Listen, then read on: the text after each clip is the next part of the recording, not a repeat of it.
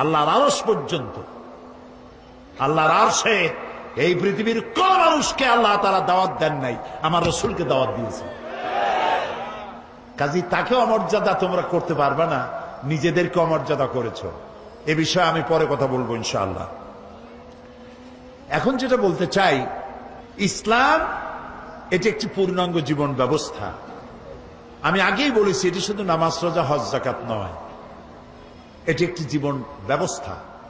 দেখুন, নবী করিম সাল্লাল্লাহু আলাইহি ওয়াসাল্লাম যখন হেরা পাহাড় থেকে নামলেন, তিনি তো একটা দাওয়াত দিয়েছিলেন, ইয়া আইয়ুহান নাস কুলু কি কন্ত লা ইলাহা ইল্লাল্লাহ তুফলিহু। কি মজার কালেমা, আলহামদুলিল্লাহ। মুক্তির জন্য তোমরা এটা ঘোষণা দাও। নবী করিম সাল্লাল্লাহু আলাইহি ওয়াসাল্লাম এই ঘোষণার পর শান্তিতে থাকতে পারেন নাই, সাহাবায়ে কেরাম অত্যাচারিত হয়েছে।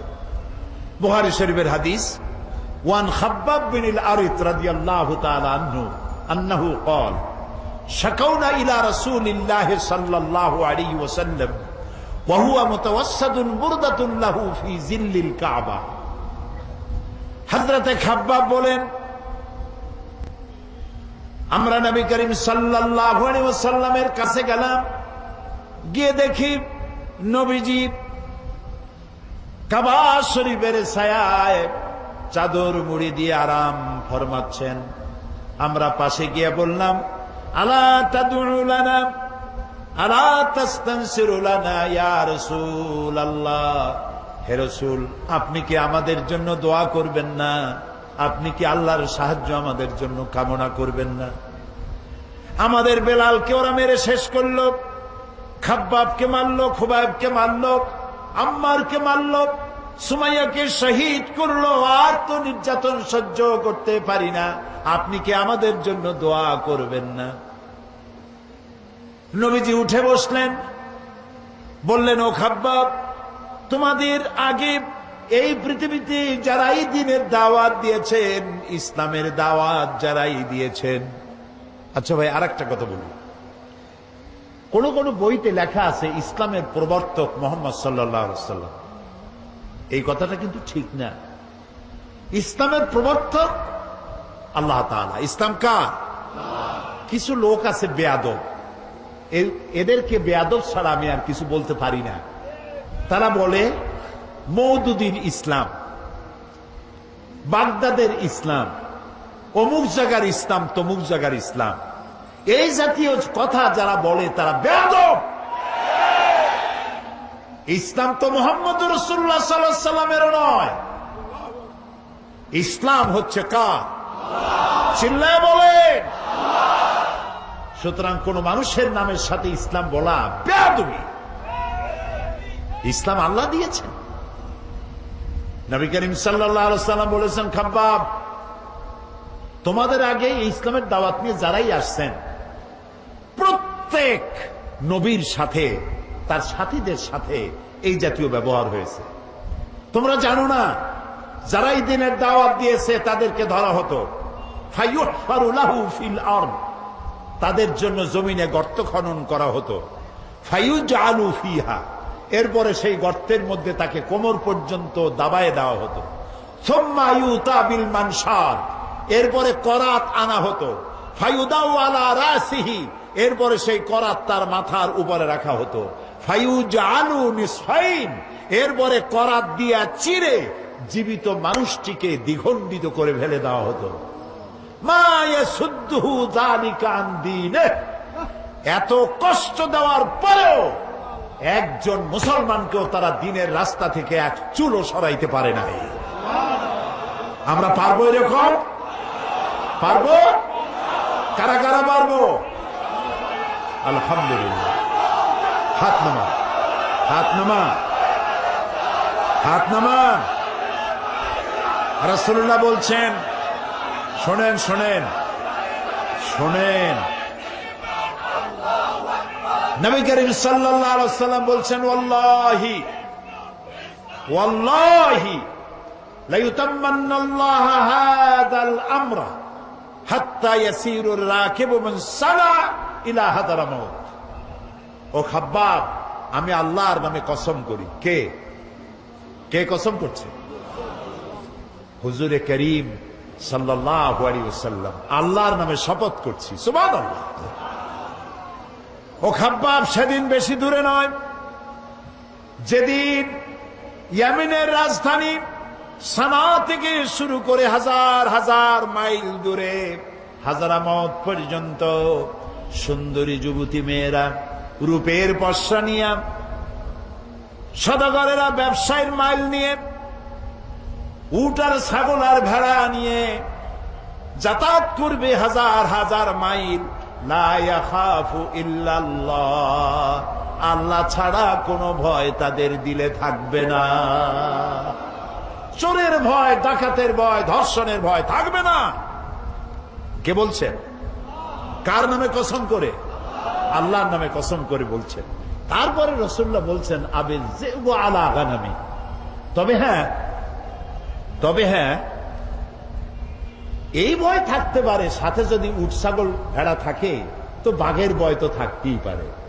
আল্লাহর কথায়, রসুলের কথায় কোনো ফাঁক থাকে না। কথা কি বোঝেন? একজন এক এলাকার এক বক্তা ছিল, ইলেম কালাম কম। উনি মাহফিলে গিয়ে দেখতেন যে আলেম আছে কিনা, তাহলে ওয়াজ শর্ট করতেন। তখন আলেম আছে কিনা তা বুঝবে কি করে? সেই জন্য তিনি বলতেছেন যে ভাই, আজকে আমি একটা পাতার ওয়াজ করব। সেই পাতাটার ফজিলত সাংঘাতিক। পানিতে পড়লে একরকম, ডান্ডায় পড়ে একরকম, এরকম একটি পাতার ওয়াজ করতে চাই। জনগণ বলল, আমরা এরকম ওয়াজ শুনতেই চাই। তিনি বললেন, দেখেন, ওই পাতাটা যদি নদীর মধ্যে পড়ে কুমির হয়ে যায়, আর পাতাটা যদি ডাঙ্গায় পড়ে বাঘ হয়ে যায়। মাঝখান থেকে একটা লোক দাঁড়ায় বলছেন, আচ্ছা হুজুর, এই পাতার ফজিলত যখন এরকম, তাহলে যদি এই পাতাটা অর্ধেকটা পড়ে নদীতে, অর্ধেকটা পড়ে ডাঙ্গায়, তখন কি হবে? মৌলভী সাহেব মনে করলেন আলেম তো আছে। ওয়াখির দাওয়ানা আনিল হামদুলিল্লাহি রাব্বিল আলামিন, আসসালামু আলাইকুম ওয়া রাহমাতুল্লাহ।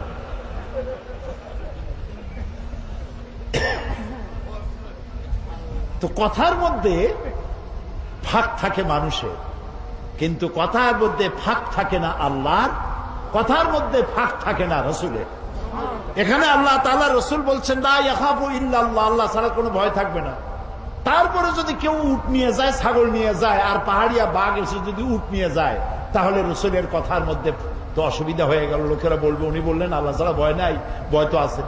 সেই জন্য রাসূলুল্লাহ বললেন আবি যিবু আলা গানামি, এটা হতে পারে যে বাঘে তোমার উট ছাগল ভেড়া নিয়ে যাইতে পারে, কিন্তু সুন্দরীরা ধর্ষিতা হবে না, সদাগরের মাল চুরি হবে না, মানুষের জীবন নষ্ট হবে না, এরকম সমাজ আসবে। ওয়ালাকিন্নাকুম তাস্তাজিলুন, আসলে তোমরা খুব তাড়াহুড়ো করছো। তাড়াহুড়ো করো না, ধৈর্য ধরো। এটা পাওয়ার জন্য বহুত নবীদের জীবন দিতে হয়েছে, সময় লাগবে। ইসলাম শুধু নামাজ, রোজা, হজ, যাকাত নয়, শুধু দাড়ি, টুপি, মেসওয়াক নয়। দাড়ি, টুপি, জামা, মেসওয়াক, নামাজ, রোজা সহ বিশাল স্কিম, বিশাল পরিকল্পনা। আমরা সবটারে বাদ দিয়া শুধু খোলসটা ধরে আছি, আসলটা বাদ দিয়ে দিছি। আমরা যখন মসজিদে যাই তখন মুসলমান থাকি, কিন্তু আমি যখন দোকানে যাই তখন আমি মুসলমান থাকি না। কথা কি বোঝেন? কথা কি বোঝেন? হায় রে মুসলমান, বলতেও লজ্জা করে। এই যে ভেজাল ধরা আবিষ্কার, যখন ভেজাল ধরার জন্য ঢাকায় যখন অভিযান চলল, হায় হায় রে, কি দেখলাম! কি সব নাম করা হোটেলে কি খাওয়ায়! গরিবে খাইলে কয় যে ফ্যান খায়। এই যে ভাতের যে মাড়, ওইটার কি বলে এখানে? হ্যাঁ, মাড় বলে, মাড়। আমাদের পিরোজপুর, বরিশালে কয় ফ্যান। গরিবে যদি খায় ফ্যান, ওই ফ্যানটাকে বড় বড় হোটেলে এইরকম সুন্দর কাপের মধ্যে দিয়ে একটু মশলা ছিটাইয়া, এইটার দাম 150 টাকা। এটা হলো রাইস স্যুপ। গরিবে খাইলে মার খাইছে, ফ্যান খাইছে। রসগোল্লা, বিরাট বিরাট নাম করা মিষ্টির দোকান, নাম বলবো না, রসগোল্লা বানায়। রসগোল্লা বানাতে গেলে ছানা লাগবে, যত ছানা লাগবে তত দুধ লাগবে, এখন এত দুধ পয়সা খরচ হয় বেশি, আমার লাভ করা লাগবে বেশি, সেই জন্য দুধের ভিতরে টয়লেট পেপার ছেড়ে দিয়া জাল দিয়া তাড়াতাড়ি ছানা বানায় ফেলা হয়। ইন্না লিল্লাহি ওয়া ইন্না ইলাইহি রাজিউন। সানাসার গুলা, পচা বিস্কিট, পচা ময়দা, নুডলস, সব পচা ময়দা, এগুলির মধ্যে ট্রেনের পোড়া মোবিল দিয়া ভাজি করে সুন্দর করে মুখে মজা লাগাইয়া খাওয়াই দিল। বিজ্ঞানীরা, বাংলাদেশের বিজ্ঞানীরা বলেছেন এই সব খাদ্য গর্ভবতী নারীরা যদি খায় বাংলাদেশ মেধাশূন্য হয়ে যাবে, চিন্তাশীল, মেধাশক্তি সম্পন্ন, ব্রেন শক্তি সম্পন্ন, দেশ চালাবার যোগ্যতা সম্পন্ন আলেম, রাজনীতিবিদ, অর্থনীতিবিদ পয়দা হবে না, দেশ শেষ হয়ে যাবে। অথচ রাসূলুল্লাহ বলেছেন যে ব্যক্তি খাদ্যদ্রব্যে ভেজাল দেয় সে আমার উম্মত নয়, সে আমার দলভুক্ত নয়। তা আমি নামাজ পড়ার সময় মুসলমান, দাড়ি রাখার সময় মুসলমান, টুপি মাথায় দেওয়ার সময় মুসলমান, কিন্তু আমি যখন জমিন চাষ করি তখন লাঙ্গলে মাথা খারাপ হয় না গরুর মাথা খারাপ হয় আল্লাহই জানে, জমিনের আইল ঠেলিয়া একেবারে পুলসিরাত বানায় দেয়। অবশ্য চিটাগং এইরকম কাম করে না। গরুর গোশতের নাম করিয়া মহিষের গোশত খাওয়ায়, খাসির গোশতের নাম করিয়া পাতি শ্রীগলের গোশত খাওয়ায়। নাউজুবিল্লাহ। প্রিয় ভাই সব, এটার নাম ইসলাম না। ইসলাম কি সেটাই বলতে চাই। ইসলাম এমন এক জীবন ব্যবস্থা দিয়েছিল, নবী করিম সাল্লাল্লাহু আলাইহি ওয়াসাল্লামের ইন্তেকালের পর ঐতিহাসিকরা লিখছেন এক যুবতী সুন্দরী নারী মদিনা থেকে রওনা করেছে, কোথাও যাবেন। মুসলমান কারে কয় দেখেন, কোথাও যাবেন। সন্ধ্যা হয়ে গেছে। মেয়ে লোকটি ভাবলো এখন যদি আমার আত্মীয় বাড়ি যেতে তো এখন অনেক দেরি, আমি একা একা কেন বেরোলাম। দুঃখে ক্ষোভে নিজের মাথার চুল নিজের ছিঁড়তে ইচ্ছে করছে তার। হাহারে, এখন যদি আমি কোনো পরপুরুষের সামনে পড়ি তাহলে তো আমার সারা জীবনের লালিত সতীত্ব ধ্বংস হবে, আমার অলংকার আদি চুরি হবে। ভয়তে চোখ দিয়ে পানি পড়তেছে। আস্তে আস্তে করে গন্তব্যের দিকে আগাচ্ছে। হঠাৎ দেখতে পেল দূরের থেকে একটা যুবক পুরুষ তার দিকেই আসতেছে। মেয়ে লোকটি ভয়তে বসে পড়েছে। সুন্দরী যুবতী নারী বসে বসছে ভয়ের চোটে, এখনই আমার সব শেষ। যুবকটি আস্তে আস্তে করে হেঁটে মহিলাটির সামনে এসে দাঁড়ায়ছে। মহিলা ভয়তে চোখ থেকে দরদর করে পানি পড়ছে। যুবক বলছে কি জানেন, যুবকটি মেয়ে লোকের চোখের উপরে চোখ রেখে বলছে, মা, আমাকে দিয়ে তোমার কোনো ক্ষতি হবে না। মা, তুমি কোথায় যেতে চাও আমাকে বলো, আমি তোমাকে নিরাপদে পাহারা দিয়ে তোমার গন্তব্যে পৌঁছে দেব। আমার পরিচয় শোনো, আমি মুসলমান। নবী করিম সাল্লাল্লাহু আলাইহি ওয়াসাল্লাম এই মুসলমান বানাইছিলেন। এই ছিল তার ইসলাম।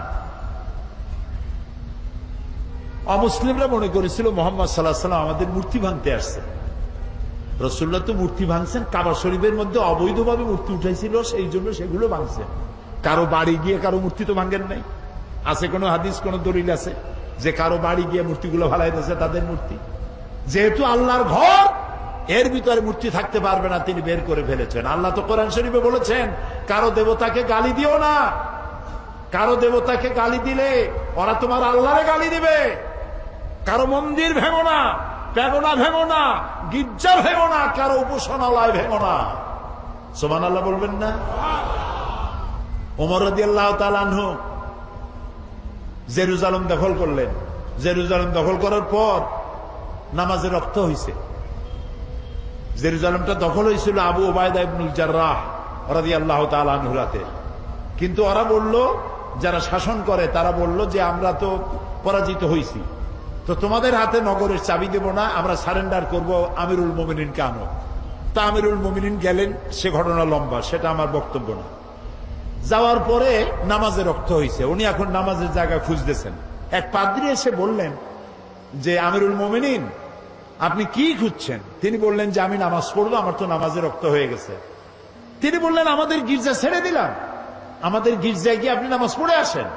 ওমর রাদিয়াল্লাহু তাআলা আনহু বললেন, কখনো আমি তোমার গির্জায় নামাজ পড়ব না। কেন? এই জন্য পড়ব না, আজকে যদি আমি তোমার গির্জায় নামাজ পড়ি, অসম্ভব নয় কোন একদিন কোন মুসলমান হয়তো দাবি করে বসতে পারে আমিরুল মুমিনিন যেহেতু নামাজ পড়েছেন গির্জায়, এটা গির্জা না, এটা আমাদের মসজিদ, আমি চাই না তোমাদের গির্জা মসজিদ হয়ে যাক। সুবহানাল্লাহ। ইসলাম কি আর আমি বুঝি কি আর আমি যাচ্ছি কোথায়? ইসলামের চাইতে পরধর্ম সহিষ্ণু জাত আকাশের নিচেও নাই, জমিনের উপরেও নাই। সুবহানাল্লাহ বিহামদিহি। প্রিয় ভাই সব, সুতরাং নবী করিম সাল্লাল্লাহু আলাইহি ওয়াসাল্লাম এই সুন্দর ইসলাম দিলেন। কাফেররা মনে করছিল প্রথমে যে আমাদের বুঝি ধ্বংস করতে আসছেন। যখন তারা দেখল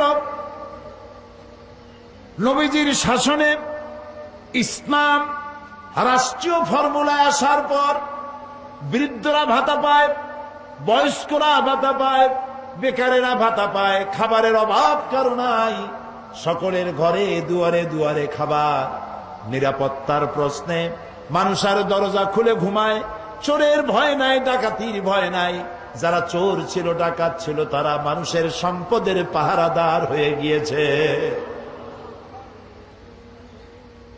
নবীজির মদিনার শেষ জীবনে শেষ সূরা যেটা নাজিল হলো, আল্লাহ তাআলা বলছেন, ইযা জাআ নাসরুল্লাহি ওয়াল ফাতহ আরাআইতান নাসা ইয়াদখুলুনা ফি দীনিল্লাহি আফওয়াজা ফাসাব্বিহ বিহামদি রাব্বিকা ওয়াস্তাগফির ইন্নাহু কানা তাওয়াবা।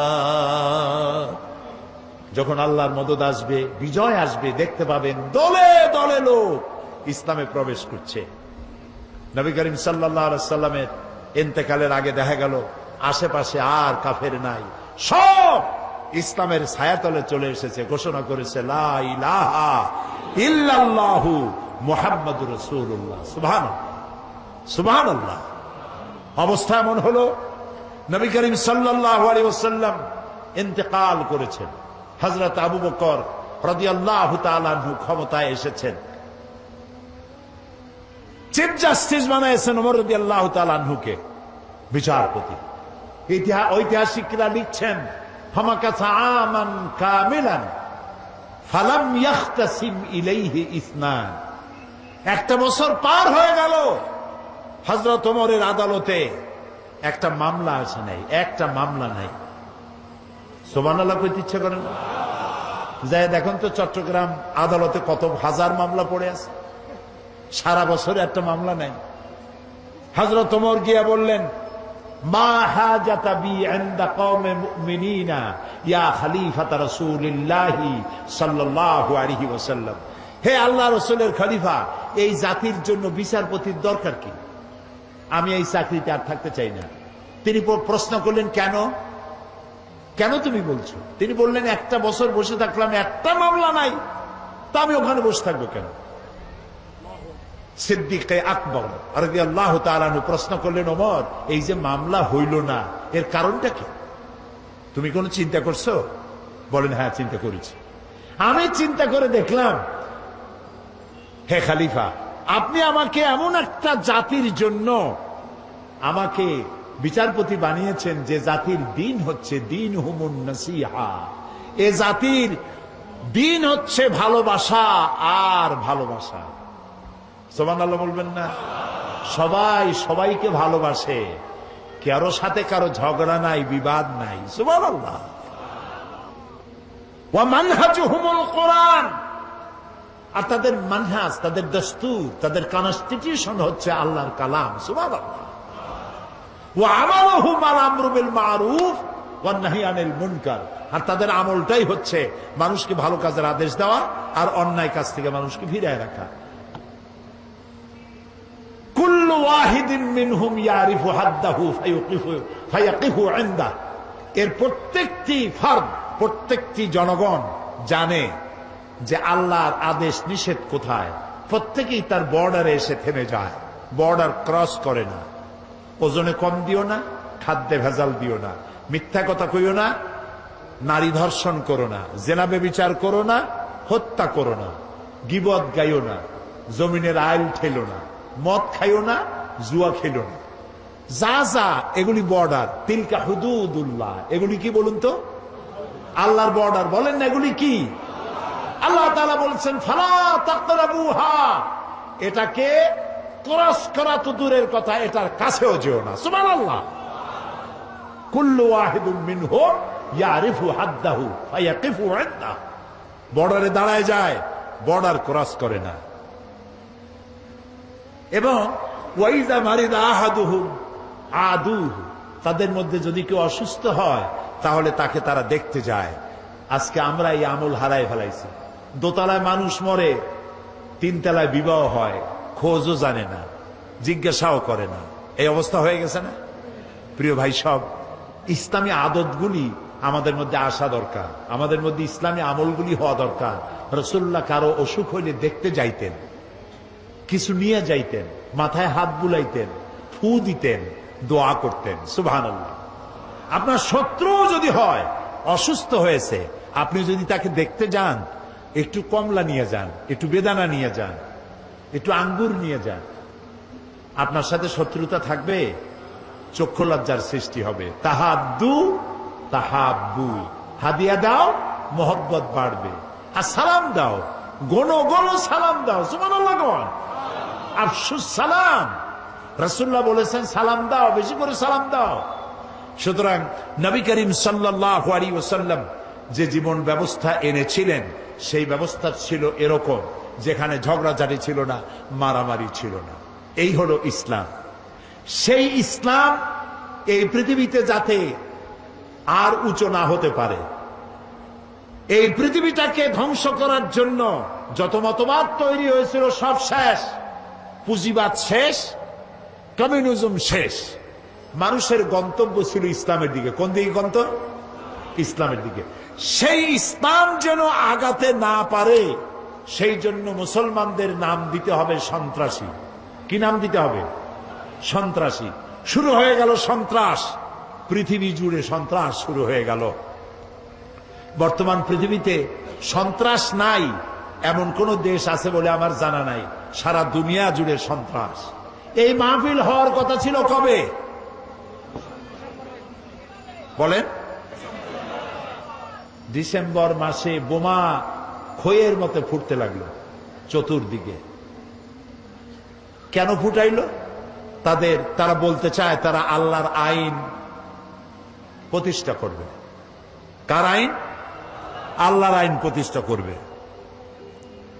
এখন আল্লাহর আইন প্রতিষ্ঠার জন্য বোমা মারবে। শুরু হয়ে গেল বোমা। একসাথে বাংলাদেশের কতগুলি 63টা জেলায় বোমা শুরু হলো। আমরা এগুলার নামও শুনি নাই জীবনে। নাম হলো জামাতুল মুজাহিদিন, হরকতুল জেহাদ, তারপরে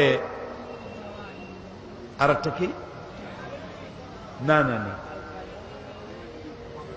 জেএমবি, হরকতুল জেহাদ,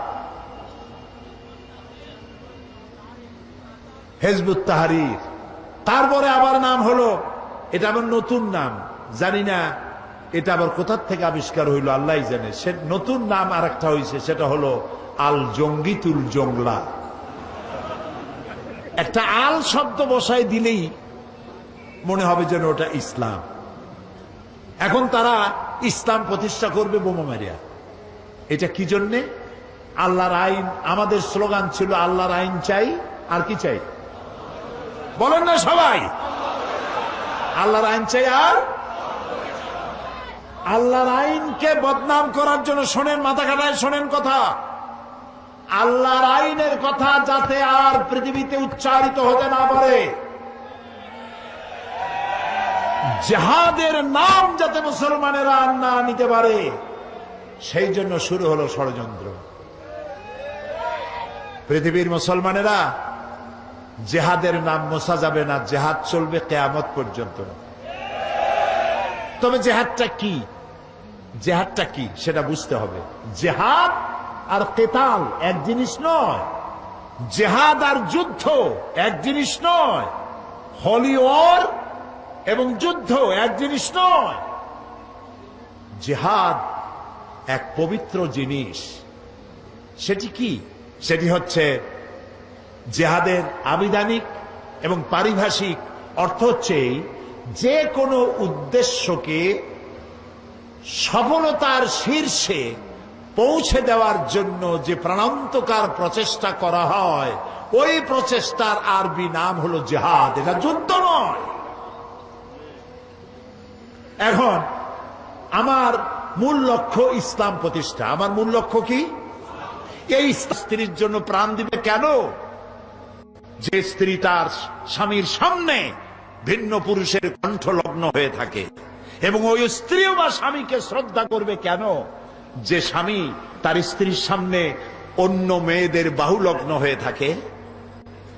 ভালোবাসা নাই। সেই জন্য বৎসরের মধ্যে একদিন হলেও ভালোবাসার নামে ভনিতা করা লাগে বলে 14ই ফেব্রুয়ারি তারা বেছে নিছে। আমরা ওই জাতিকে বলি, আমি আজকে পরিষ্কার বলতে চাই, এটা বিশ্ব ভালোবাসা দিবস নয়, এটা বিশ্ব বেহায়া দিবস। আমার দরকার নাই তোমার ওই ভালোবাসা, কারণ আমার জন্মই হয়েছে ভালোবাসা দিয়া। আমার রসুল বলেছেন আদ-দীন আন-নাসিহা, ইসলাম হলো ভালোবাসা। ইসলাম মানেই ভালোবাসা। ইসলাম মানেই ভালোবাসা। আজকাল তো আর দিবসের অভাব নাই। পিতৃ দিবস, মাতৃ দিবস, নারী দিবস, কন্যা দিবস, স্বাস্থ্য দিবস, কলেরা দিবস, বসন্ত দিবস। এখন আবার শুনতেছি নতুন ভাবে আর এক দেওয়াল লিখন হচ্ছে বিশ্ব চিন্তা দিবস। আয়োজকদের জিজ্ঞেস করলাম, ভাই বিশ্ব চিন্তা দিবসের থিম কি, বিষয়টা কি? কয় যে আমরা অনেক ভেবেছি যে কি করা যায়। পরে আমরা চিন্তা করলাম বিশ্ব চিন্তা দিবসে আমরা পার্কে, রাস্তায়, আইল্যান্ডে, বিভিন্ন জায়গায় দলবদ্ধ হয়ে বসে চিন্তা করব যে আসলেই আমরা কোনো বিষয় চিন্তা করতেছি কিনা। এগুলো বিশ্ব চিন্তা দিবসের থিম। কপাল পড়েছে জাতির, আমাদের ভালোবাসা শিখায়। আমার ওইটার দরকার নাই। আমার বাংলাদেশের মতো, মুসলমানদের মতো যৌথ পরিবার পৃথিবীতে নাই। দাদা নিয়া মা, দাদা, মা, নানি, নানা, ভাই, ভাতিজা, বাপ, মা একসাথে খাইয়া না খাইয়া এক বাড়িতে আমরা থাকি। আমাদের এই ঐক্যবদ্ধ ফ্যামিলি কেন? আমরা শান্তিতে আছি কেন? পূজা রোজা একসাথে হয় কেন? এই জ্বালা সহ্য হয় না। আমাদের মতো তোরা জ্বলিস না কেন? এই জন্য, সেই জন্য আজ আমাদের ওরা মারবে, কিন্তু আমরা কথা বলতে পারবো না। वो कत्ल भी करते चर्चा नहीं होता, हम आह भी करते बदनाम हो जाता। ও যদি হত্যাও করে তা নিয়ে কোনো সমালোচনা পর্যালোচনা নাই, কারণ সমস্ত মিডিয়া তাদের হাতের মধ্যে। আর আমাকে যখন কলিজে আঘাত করে, আমি বেদনার্ত হয়ে তীরের আঘাতে জর্জরিত হয়ে যদি আমি আহ বলি, সেটা আমার বদনাম হয়ে যায়। বেটা তুই মুসলমান না করলি কেন? আও করতে পারবি না। যদি বলবি কি করব, কই কিও করতে পারবি না। প্রিয় ভাই সব, সুম্মা রাদাদনাহু আসফালা সাফিলিন। দিন আসতেছে, বাদাল উসরি ইউসরা। এই রাত 12 ঘন্টার বেশি থাকবে না। মেঘ আসলে সূর্য ঢেকে যায়। চিরকালের জন্য সূর্য ঢাকা থাকে না, চিরকালের জন্য রাত থাকে না। অমাবস্যার রাতের অন্ধকার কৃষ্ণ ঘন এই রাতের শেষে পূর্ব দিগন্ত আলোকিত হয়ে সূর্য উদ্ভাসিত হয়ে যায়। মেঘে ঢাকা আকাশ, মনে হয় কুয়াশায় আর সূর্য দেখা যাবে না। এরপরে আল্লাহ তাআলা কুয়াশার মেঘের মধ্য থেকে সূর্যের আলো দিয়ে পৃথিবীকে উদ্ভাসিত করে দেন। আজ যে দুরবস্থা হয়েছে মুসলমানদের, এই দুরবস্থা থাকবে না, পরিবর্তন হবেই। ইসলামের সূর্য উদিত হবে, হবে, হবে, ইনশাআল্লাহ হবে।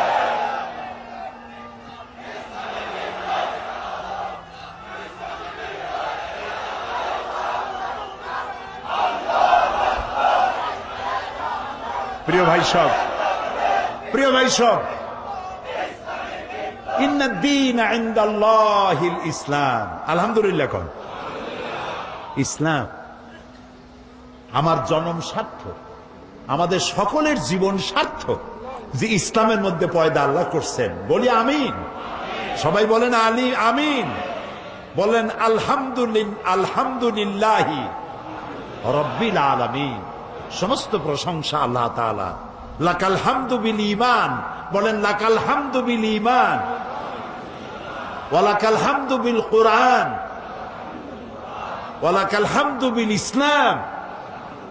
ইসলামের জন্য আমাদের জীবন ধন্য হয়ে গেছে। ভুল করেছি আমরা এক জায়গায়, বলবো এক জায়গায় না, 3 জায়গায় ভুল করেছি। কয় জায়গায়? 3 জায়গায়। বুঝতে কষ্ট হচ্ছে না তো? 1 নম্বরে ভুল করেছি, ইসলামকে মনে করেছি একটা ধর্ম। হিন্দু, খ্রিস্টান, বৌদ্ধ, ইহুদি বিভিন্ন ধর্ম যেমন, ইসলামকে ঠিক তেমন একটা ধর্ম মনে করেছি। 1। 2 নম্বরের ভুল করেছি, কোরআন শরীফকে বেদ, বাইবেল, গীতা, ত্রিপিটক, জিন্দাবিস্তা ইত্যাদি ধর্মগ্রন্থের মতো শুধুমাত্র একখানা ধর্মগ্রন্থ মনে করেছি। 3 নম্বরে ভুল করেছি, নবী করিম সাল্লাল্লাহু আলাইহি ওয়াসাল্লামকে শুধুমাত্র একজন ধর্মীয় নেতা মনে করেছি। এই 3টি গ্রেট মিস্টেক, 3টি শ্রেষ্ঠ ভুল, বড় ভুল, যে ভুলের খেসারত গোটা জাতিকে আরো কতকাল দিতে হবে আল্লাহ তাআলা ভালো জানেন। আল্লাহ আমাদের মাফ করুন, আমরা বলি আমিন। প্রিয় ভাই সব, 1 নম্বরে বলে নিতে চাই, ইসলাম হিন্দু, খ্রিস্টান, বৌদ্ধ অন্যান্য ধর্মের মতো শুধুমাত্র একটি ধর্ম নয়, এটি একটি পরিকল্পনা, এটি একটি স্কিম, এটি একটি জীবন বিধান। আর কোরআন,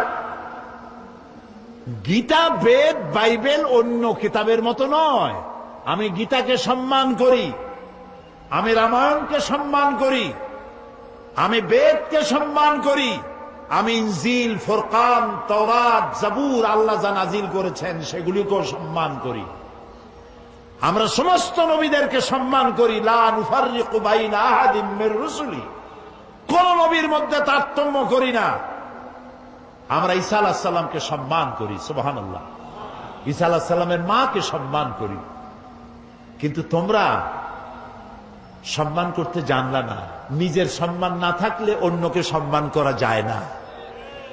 রাসূলুল্লাহর মাথায় বোমার মতো পাগড়ি পরাইয়া আর অর্ধনগ্ন নারী 2 পাশে বসাইয়া আমার নবীকে বেইজ্জত করতে পারো নাই, বিশ্বের 600 কোটি মানুষকে বেইজ্জত করেছ, পৃথিবীর সভ্যতাকে বেইজ্জত করেছ। আমার